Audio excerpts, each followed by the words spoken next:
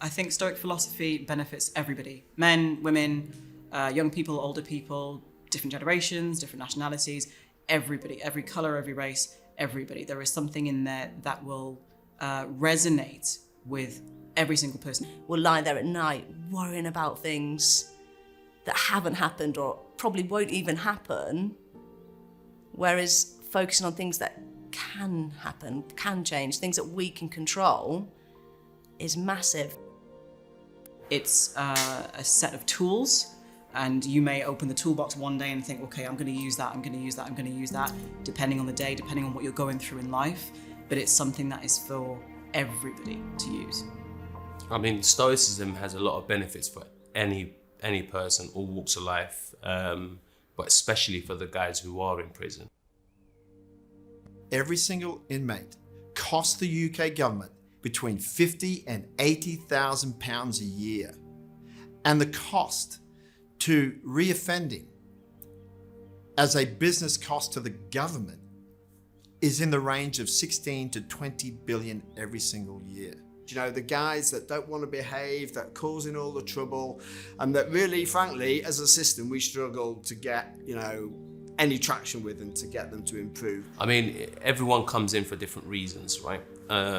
We all have something that has ended us up in prison, so to speak. And 9 out of 10 times, we never take the responsibility of what we've done to cause that. But then if you make the hard decision of saying, you know what, it's all my fault, I'm the one that caused this, it's all my behavior, then you're starting to take the beneficiary stance. You then don't look outside of yourself to find a solution. The solution comes within you. In my own personal view, in terms of this Stoic course, there's lessons. Each lesson, there's a point you read in that paper where it will snap in your head and you think, oh damn, I remember that situation, that's that. Do you know what I'm trying to say? And it's just, I personally feel like 98% of us relate to Stoic, and I feel like it's something hidden that we don't know about. And when you get to know it, it's just you click with it straight away, I was pretty aggressive before, just used to fighting and whatnot, violence. And it's very easy to sort out problems with violence, Problem arises, you knock it down, immediately sorted, but in the long run, it becomes a bigger problem. So now, since I started practicing the Stoicism, I catch myself before I react. Basically, it's like a manual to use your brain. Straight away, as soon as I started the course, you guys mentioned the chimp, and I had read the book, The Chimp Paradox. So I came to do the course just for the gym, but within 5 minutes of you guys running the introduction, I realized that this is actually, it might be a decent course, but within a few days I realized that this is the best course I've seen in British prisons in 12 years.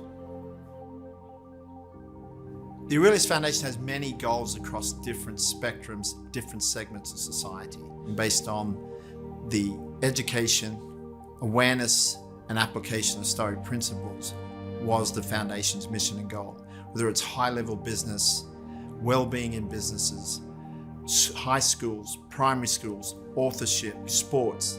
And from meeting Andy Small many years ago and getting closer to the understanding of that particular piece of work in the UK prison system, it inspired me to say, we as a foundation need to prioritize that as one of the most important goals that the foundation will concentrate on through its entirety.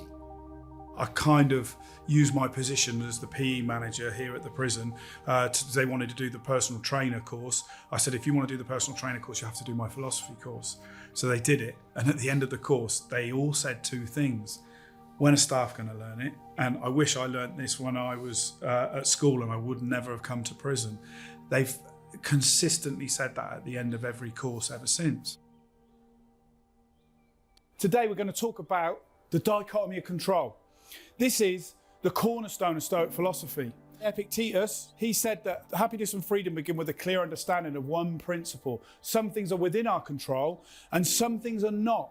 He goes on to say that what is possible is inner tranquility and outer effectiveness, which to me sounds like a pretty good thing. That's what every human being probably wants, is inner tranquility and outer effectiveness in the world, right? Everything that's ever happened in the world and the universe, or everything that's happening right now, you can either completely control it, you can affect it, or you can't have any control over it whatsoever. Like today, it's raining. Do we have control over the weather? No. The words you use. Control, effect, no control. What do you think? Yeah. Because if you don't control what you say, then who does? Yeah. The future. You can affect the future, yeah. The past. Yeah, who's ever been upset by the past? Put your hand up. You know, it's difficult. No, but that initial thing that Epictetus promised us, didn't he, of inner tranquility and outer effectiveness, it's blinking hard, isn't it? It is hard, but that's anything decent in life is hard, and that's why it's a practice. Because you're not going to be perfect at it, but you will find, as a certain man sat at the back, Jay, I'll tell you, the more that you focus on things you fully control, the better your life will get. When I took on Stoicism in prison and taking on Epictetus' quote about people are disturbed by the view on what they take on things than actually what it is, I looked at my prison sentence completely different. I looked at it as an opportunity rather than a punishment. I looked at it as an opportunity for me to develop myself. There's no better training ground that I would get to work on my mindset, to work on the certain habits and behaviors that I had, my people skills, how I engaged with people. There was no better environment that I could have put myself in than what I was in already, the prison system. And I had 2.5 years left of my sentence and I felt like I was running out of time. That's how serious it got for me when I turned that Stoicism into personal development and to really use some of its principles to develop me as a person. I felt like I was running out of time. My role, obviously, I'm a Stoic mentor. So I sit in the classes and I basically give out classes to the other prisoners, you know. And I tell them my part and my story too and how it relates to me, and hopefully they can relate to me too, which a lot of people do, to be fair. My role at the gym is a Stoic mentor, so I teach the dad's Stoic philosophy, well, as much as I can, and help people train and set their mind right. And the men that have gone through the course have found great, like a soothing balm with it, is to deal with the situations that they go through in their life. Not only that, they've gone on and done great things in the outside world too. Since I've left prison, I've done quite a few things. At times I do have to pinch myself to really think that I've accomplished so much in such a short space. But I learned that Stoicism actually supported me not to get ahead of myself. It grounds me on a daily basis. It reminds me that my job is not done. I've got so much more that I need to do. I've actually managed to get my first ever full-time job working for Charlton Athletic Community Trust on their crime reduction and mentoring program. We've won awards off the back of it from the English Football League. I've won a personal award from the Premier League. And I've worked with young people across all spectrums and have delivered workshops to over 8,000 young people to help them understand the risks they face in the community so they can feel empowered to make the right decisions and to not go through what we've been through or what I've been through in particular. I've then kicked on and started my own foundation, which is Broccoli Founders, and that's specifically aimed at young people to cover areas around awareness, support their mental health and well-being, and most importantly, to make better human beings, you know. One prisoner, Paul, Stoic philosophy helped him a lot. Learning, especially in prison, to focus on what he can control, finding out what his purpose is, what was important to him, like his family, his children. So he wanted to be a good role model for them. And he decided to raise money for charity because that was something he could do whilst he was there. And he did a burpee challenge, which he raised a good amount of money for the Samaritans. And it was sat in that Stoic philosophy classroom that changed his outlook. He's now in a Cat D, got a job, doing really well.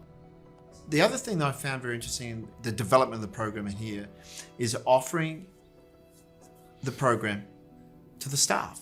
It gives the opportunity to create more harmony because you're talking a common language. Once everybody can speak a Stoic language, the prisoners and the staff, then they can de-escalate situations really quickly. There are certain aspects of Stoic philosophy that prison officers or prison staff in general would find very useful in dealing with everyday prison life and in dealing with prisoners. Control is one major thing. realizing it's not about controlling people, it's mostly about influencing. And also when having conversations with prisoners, prisoners will be upset about certain things, so educating them on aspects of control, what you can control, what you can't control. Something happens. Is there something you can do about it right now? Is it something you can control right now? Or is it something that you can deal with at a later date and work through? Having that purpose or setting myself goals, which I never really did before, has made a big difference. And having children, learning what I can and cannot control, not allowing things to wind me up or affect me in ways that they used to, has had a massive positive impact on me personally and the kids. And obviously just spending time with them, prioritising what's important to me in work and outside of work. I'm helped massively in my own personal and private life. The teaching of it every day helps me go home and think of my purpose, which is to be the best husband I can be the best dad, what I can control and what I can't control is in areas around my children and stuff like that. So it's been of huge benefit for me in a personal life as well as professional.